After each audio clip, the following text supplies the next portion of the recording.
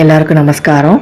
இன்றைக்கி நம்ம வருடம் முழுவதும் பண்டிகைகள்லாம் வருது இல்லையா, அதுக்கு என்னென்ன முக்கியமான ஸ்லோகங்கள் படிக்கணும் அப்படிங்கிறத பார்க்கலாம். வருஷம் முழுதும் இந்த மாதிரி புத்தகங்களை நீங்கள் சேகரித்து எப்போவுமே வச்சுட்டேன்னா முக்கியமான பண்டிகைகளுக்கு அந்தந்த ஸ்லோகங்களை படித்தோம் அப்படின்னா ரொம்ப நல்லது. அதில் முதல்ல பார்த்தீங்கன்னா பங்குனி மாதத்தில் ராமநவமி வரும்.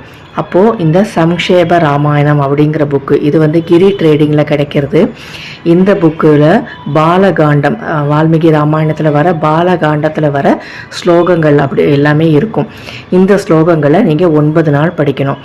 அதாவது அமாவாசை, பங்குனி மாதம் அமாவாசையில் ஆரம்பித்து நவமி அன்னைக்கு முடிக்கிற மாதிரி 9 நாள் கண்டினியூஸாக இந்த புக்கில் இருக்கிற ஸ்லோகங்களை படிக்கணும். படித்து ராமநவமி அன்னைக்கு பானகம், நீர்மோர், தயிர் சாதம், வடை இதெல்லாம் நைவேத்தியம் பண்ணினா ரொம்ப நல்லது. அப்படி இல்லைன்னா சுந்தரகாண்டம் கூட அந்த சமயத்தில் பாராயணம் பண்ணலாம். அமாவாசை அன்னைக்கு ஆரம்பித்து அல்லது பிரதமை அன்னைக்கு ஆரம்பித்து ராமநவமி அன்னைக்கு அந்த பட்டாபிஷேகம் படித்து முடிக்கிற மாதிரி சுந்தரகாண்டம் பாராயணம் பண்ணாலும் ரொம்ப நல்லது. இந்த சம்ஷேப ராமாயணம் அப்படிங்கிறது கிரி ட்ரேடிங்கில் கிடைக்கிறது. நீங்கள் வாங்கி வச்சுக்கலாம். நெட்லேயும் இருக்குது, கூகுள்லேயும் இருக்குது, நீங்கள் அதை வந்து யூஸ் பண்ணிக்கலாம். அடுத்தது பார்த்தீங்கன்னா ஆனி மாதம் அமாவாசையிலேருந்து 9 நாள் வராகிக்கு நவராத்திரி மாதிரி நம்ம கொண்டாடுவோம் இல்லையா, அந்த சமயத்தில் வராகி மாலை படித்தோம் அப்படின்னா ரொம்ப நல்லது. இந்த 9 நாளும் நம்ம என்ன பண்ணணும்னா சிகப்பு கலர் நைவேத்தியம் பண்ணணும். அதாவது கேரட் அல்வா, கோதுமை அல்வா, தக்காளி சாதம், இந்த மாதிரி நல்ல ரெட்டிஷான ஒரு நைவேத்தியத்தை பண்ணினா ரொம்ப நல்லது. வராகி மாலை இந்த 9 நாள் படித்தா நல்ல பலன்கள் கிடைக்கும். மற்ற நாள் படிக்கிறத காட்டிலும், ஏன்னா கொஞ்சம் உக்ரகமான தெய்வம் இல்லையா, அதனால் தினசரி வீட்டில் படிக்கிறது அவ்வளவு அட்வைசபிள் இல்லை. அந்த 9 நாளும் இந்த வராகி மாலையை படித்தோம் அப்படின்னாக்க ரொம்ப நல்லது. நமக்கு தேவையானதெல்லாம் இந்த வருஷம் முழுவதும் நம்ம என்ன வேண்டிக்கிறோமோ அது எல்லாமே நடக்கும். அடுத்தது பார்த்தீங்கன்னா நாராயணியம். இது வந்து செப்டம்பர் 5ஆம் தேதியிலேருந்து ஆரம்பித்து டிசம்பர் 14ஆம் தேதி வரைக்கும் 100 நாள் படிக்கணும். ஒரு நாளைக்கு ஒரு தசகம் படிக்கணும். ஒரு தசகம் 10 ஸ்லோகம், அந்த மாதிரி 100 ஸ்லோகம் இருக்கும். 1000 ஸ்லோகங்கள் இருக்கும். தினமும் ஒரு தசகம் படிக்கணும். என்றைக்காவது ஸ்கிப் ஆகிடுதுன்னா சேர்த்து வச்சு அதை படிக்கணும். இது வந்து செப்டம்பர் 5ஆம் தேதியிலேருந்து டிசம்பர் 14ஆம் தேதி வரைக்கும் 100 நாள் படித்தா ரொம்ப ரொம்ப நல்லது. அடுத்தது பார்த்தீங்கன்னா தை மாதம் அமாவாசையிலேருந்து ஆரம்பித்து நவமி வரைக்கும், அது வந்து ஷியாமலா நவராத்திரி அப்படின்னு சொல்லுவோம். அந்த தினங்களில் அம்பாளை வந்து ஷியாமலாவாக வழிபடுவோம். லலிதா பரமேஸ்வரியோட தலைவி, படைத்தலைவி அப்படின்னு சொல்லுவோம். அப்போது இந்த 9 நாளும் ஷியாமலா தண்டகம் அப்படிங்கிற ஸ்லோகத்தை படிக்கணும். இந்த ஷியாமலா தண்டகம்ங்கிறது மகாகவி காளிதாசர் எழுதியது. இது வந்து தண்டகம் அப்படிங்கிறது ஒரு கதை மாதிரி இருக்கும். இதனுடைய சப்தம், ஓசையெல்லாம் ரொம்ப ரொம்ப விசேஷம். படிக்கிறதுக்கு ரொம்ப சுலபமாக தான் இருக்கும். இதை வந்து நீங்கள் நெட்டில் போட்டு கூட ப்ராக்டிஸ் பண்ணிக்கலாம். ரொம்ப சின்ன ஸ்லோகம் தான், ஒரு பக்கம் 1.5 பக்கம் தான் இருக்கும். இப்போ எங்கிட்ட இருக்கிற புக்கில் அதோட தமிழாக்கம் இருக்குது. தெளிவான ஸ்லோகங்கள் எல்லா சோஸ்திர மாலையிலையும் இருக்கும். ஷியாமலா தண்டகம் இந்த தை மாதத்தில் வர அமாவாசையிலேருந்து நவமி வரைக்கும் 9 நாள் படித்தா ரொம்ப விசேஷம். அடுத்ததாக இப்போ புரட்டாசி மாதம் நவராத்திரி வருது இல்லையா, நவராத்திரிக்கு நம்ம நிறைய பூஜைகள் பண்ணுவோம்.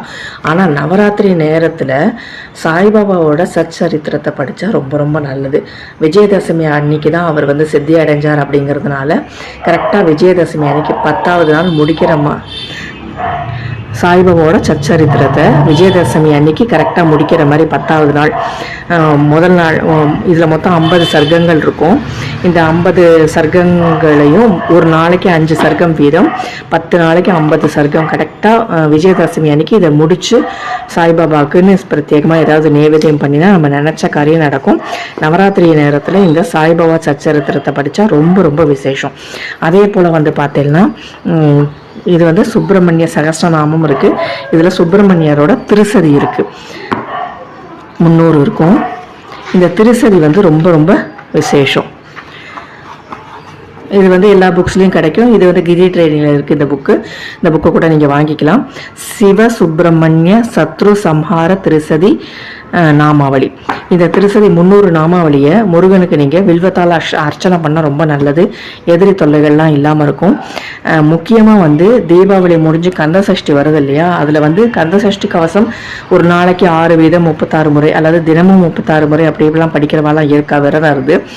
அதை காட்டிடும், அதுவும் நல்லது தான், ரொம்ப நல்லது தான். இத்தனை வருஷமாக எல்லாருமே அதுதான் பண்ணுறா. இந்த சத்ரு சம்ஹார திருசதியை படித்தா ரொம்ப ரொம்ப நல்லது. சிக்கலில் கூட சத்ரு சம்ஹாரம் சூர சம்ஹாரம் தானே பண்ணுறா. இந்த சம்ஹார திருசதியை படித்தா அவ்வளோ நல்லது. அதுவும் அந்த 6 நாளும் வில்வத்தால் முருகனுக்கு இந்த திருசதியை படித்து அர்ச்சனை பண்ணினா ரொம்ப ரொம்ப விசேஷம். இது வந்து ஐப்பசி மாதத்தில் பண்ணலாம். அதே ஐப்பசி மாதத்தில் தீபாவளி அமாவாசையிலேருந்து ஆரம்பித்து பௌர்ணமி வரைக்கும் லக்ஷ்மி நாராயண ஹிருதயம், இது உங்களுக்கெல்லாம் தெரிஞ்சிருக்கும். நாராயண ஹிருதயம் லக்ஷ்மி ஹிருதயம் ரெண்டும் இருக்கும். இதை வந்து 15 நாள் படிக்கணும். இப்போ நான் படித்தா அந்த வருஷம் முழுவதும் செல்வங்கள் நிறைய சேரும், இப்போ வீண் விரயம் இருக்காது. அதனால் லக்ஷ்மி நாராயண ஹிருதய பாராயணங்கிறது ரொம்ப ரொம்ப விசேஷமான ஒன்று. ஐப்பசி அமாவாசையிலேருந்து ஆரம்பித்து பௌர்ணமி வரைக்கும். அடுத்ததாக பார்த்தீங்கன்னா மாசி மாதம் சாவித்திரி பாடம் அப்படின்னு ஒரு கதை, சத்யவான் சாவித்திரியோட கதை இருக்கும். இது வந்து நெட்டில் கிடைக்கிறது. இப்போ வந்து கிரி ட்ரேடிங்கில் புக்காகவும் இருக்குது. நான் வந்து நெட்டிலேருந்து டவுன்லோட் பண்ணி அதை வந்து ஜெராக்ஸ் பண்ணி சும்மா ஸ்டாப்லர் மாதிரி போட்டு வச்சுருக்கேன். இந்த ஸ்லோகத்தை காரடையா நோன்பு வரும், மாசியும் பங்குனும் இணையிற அன்னைக்கு, அன்றைய தினத்தில் சரடு கட்டிண்டு இந்த ஸ்லோகத்தை படித்தா ரொம்ப நல்லது. இதெல்லாம் வந்து ரெகுலராக நீங்கள் வந்து பாராயணம் பண்ணணும். பண்ணினாலே போதும். ஸ்பெஷல் பூஜை நீங்கள் வீட்டுக்குன்னு எதுவும் எதுவும் பண்ணணுங்கிற அவசியம் இல்லை. அந்த சுந்தரகாண்டம், சம்ஷேப ராமாயணம், ஷியாமலா தண்டகம், வராகி மாலை, நாராயணியம், சாவித்திரி பாடம், சாய்பாபா சச்சரித்திரம், லக்ஷ்மி நாராயண ஹிருதயம், சத்ரு சம்ஹார திருசதி, இதெல்லாம் வந்து ரொம்ப ரொம்ப சக்தி வாய்ந்த மந்திரங்கள். இதை வந்து அந்தந்த நேரத்துக்கு எப்பப்போ எந்தெந்த ஸ்லோகம் நமக்கு உகந்ததோ அந்த டயத்தில் அதை படித்து முடிச்சிட்டோம்னாலே நமக்கு வரக்கூடிய இடர்கள் தடைகள் எல்லாம் நீங்கி நமக்கு ஒரு நல்ல சுமூகமாக எல்லாம் இருக்கும். இந்த ஸ்லோக புக்ஸ் எல்லாம் நீங்கள் சேகரித்து வச்சுட்டேலாம் உங்களுக்கு ரொம்ப உபயோகமாக இருக்கும். இன்றைக்கி இந்த தகவல்லாம் உங்களுக்கு பயனுள்ளதாக இருக்கும்னு நினைக்கிறேன். இதே மாதிரி இன்னொரு அற்புதமான பதிவில் உங்களெல்லாம் சந்திக்கிறேன். லோகா சமஸ்தா சுகினோ பவந்தோ ததாஸ்து.